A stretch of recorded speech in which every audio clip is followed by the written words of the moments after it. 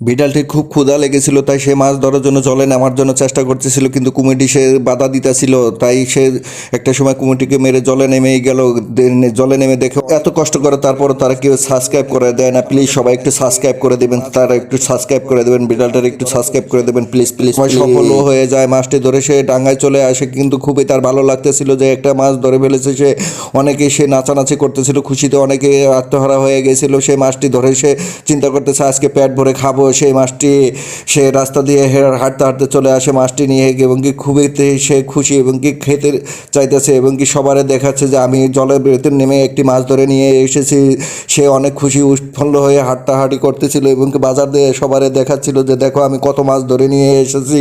কিন্তু সে বাসায় এসে মাছগুলোর কি করবে, ফ্রাই করবে না রান্না করে খাবে সেই চিন্তা করতেছিল। সে খেয়ে অনেক মোটা হয়ে গেছিল। সেই ওজন দিয়ে মেপে দেখে যে তার ওজন অনেক বেশি হয়ে গিয়েছে।